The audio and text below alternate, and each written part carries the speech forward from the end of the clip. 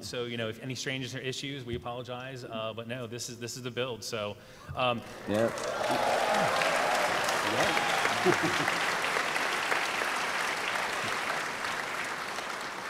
So this crowd is in for a real treat. We showed this at E3, but you guys are going to get the really the most detailed walkthrough of the map, the first detailed walkthrough of the map. So like Max said, when we started the project, there was a huge number of decisions that we had to make. We sat down with Max. We really went over the things that worked, the things that didn't work, kind of his wish list items, those types of things. Really, the first thing was the hardest decision was what 6 maps. And as you can see, Ascension here made the cut, obviously. So what I'd like to do is just kind of walk through a map a little bit. So first of all, you guys will notice the updated visuals. Now, I'm going to talk to the visuals just for a little bit as it relates to design, and then we'll kind of get into some of the wish list items and some of the other stuff that kind of was the results of the feedback that we got from talking with Max, as well as just all the research and everything that we do, listen to the community and listen to the fans. Obviously, with Xbox One, oh, sorry, thank you.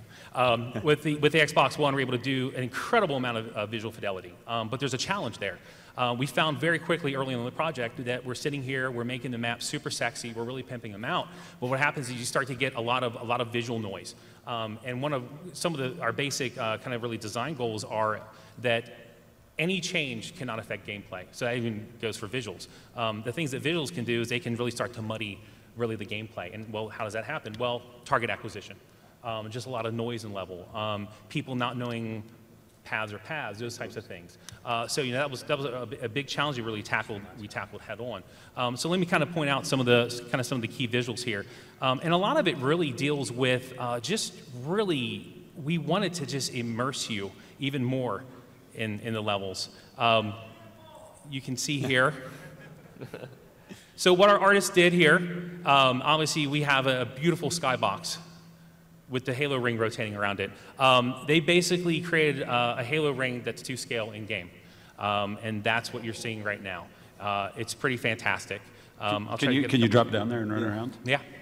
So show us, prove it. Totally do that. What I can do is give you guys a much better view of it, just to kind of give you a fantastic view Jump of just on the how ledge, much work to see how good you are. How much work went into this. So we're over here about a leap of faith. Oh, I'll jump. Okay, I'll jump. Nice.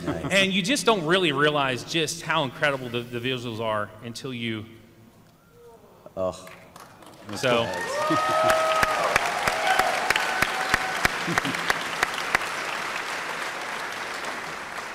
Huge, just hats off to our artists. They've done a fantastic job. So obviously there's a lot of other things you guys can see, and I'll move through this pretty quickly. Just incredibly detailed terrain, natural features. The Forerunner structures are just gorgeous, just absolutely gorgeous. So let's move on to the gameplay stuff a little bit. When we got together and we talked to Max, there were a couple things at a high level that we wanted to do with the maps. There's a lot of skill that's involved. There's a really nice skill gap in Halo 2. And people love to know the trick jumps, to know these different paths, to do this type of stuff. So what we really tried to make sure was that we maintained those. That was really important, that we maintain all the skill jumps from in the original maps. In addition, we wanted to add more. So all your classic skill jumps and those types of things will be in the map, including some additional skill jumps. Now this is a pretty standard one.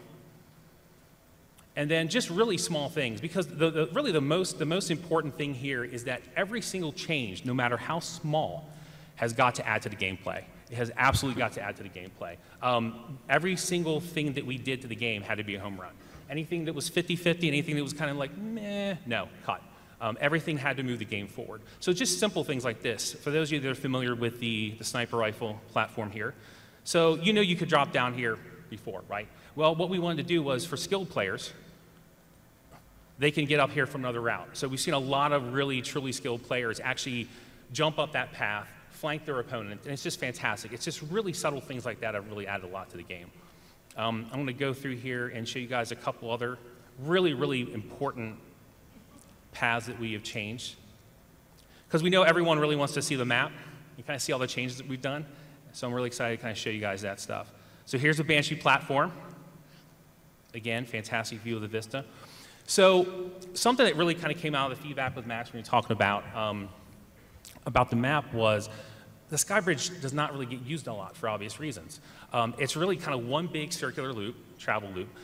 There's not a lot of cover. So, and when you're out there in the middle of the Skybridge, your options are really limited. You can't really bail out very easily. So what we thought we'd do is we thought we'd do a couple really subtle things. So everyone always thought that the connection here was kind of awkward. So what this did is we added some additional space here, we did some modifications, and it just played fantastic. People like the additional space to fight. They like being able to approach the Banshee platform in a different way. And then most importantly, one reason that people really didn't use the Skybridge a lot was they would get sniped from Big Tower, and that's fine. And what's really important about all these changes is that we've got to maintain the original spirit of the map. The original gameplay of the map, the original spirit of the map. The map, Halo 2 in general, and this map in particular, is really about the zone control, about controlling the big tower, about controlling the small tower. So we don't want to take that away from players, but we want to give the other players a chance to counter the people that hold these power positions. So you can see we've added some additional cover while running along here from the big tower. And then really one of the biggest changes is we added this entire center kind of platform structure here. And it's fantastic. People really get a chance to kind of fight in here. It gives them a lot more tactical advantages or tactical strategies that they can do. And then, of course, this was originally an original skill jump. And, of course, I botched it. That's how you can tell it's a live build when the lead designer is not paying attention and botches a skill jump, and I'll probably hear about that from QA on Monday. So what we did is we made this skill jump a little easier, but what's great is we noticed that more skillful players are now able to do this jump backwards. They're able to do all this type of stuff. So we haven't taken anything away, and we've added stuff, especially for your less skilled players or your more casual players.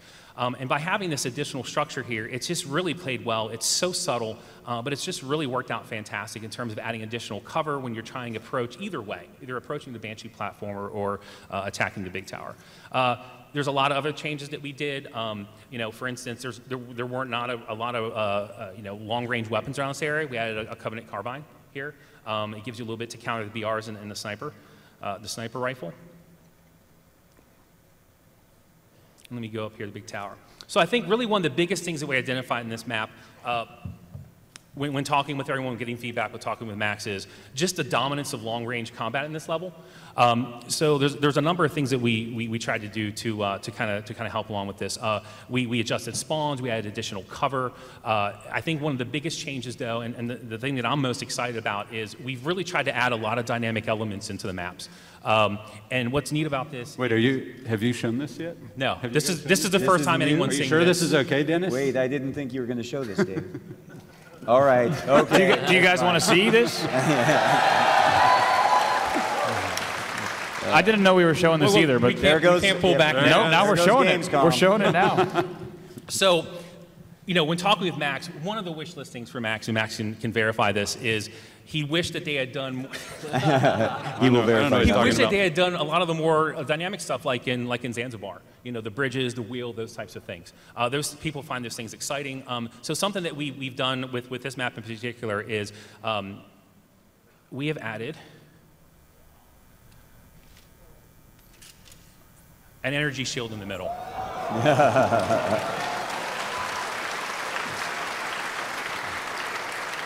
Throw a grenade. So not only is it gorgeous, it blocks gunfire, it blocks projectiles, and what's really fantastic about this is, well, when you get into kind of Koth in the middle of this map, it gets insane. I mean, it's like Thunderdome inside there. But what's really important about this is there are three control panels around the map. And when it comes up, players can basically activate this, and they can provide cover in the middle for their teammates, whether they're running around it or whether they're inside of it. And what that really does is it gives players just another really interesting tactical advantage that they can do.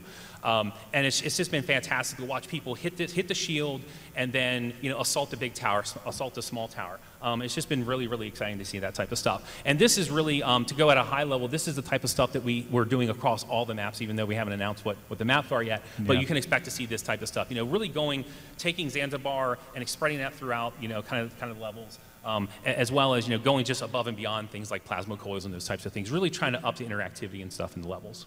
Awesome. Thank you, David. Thank you. I think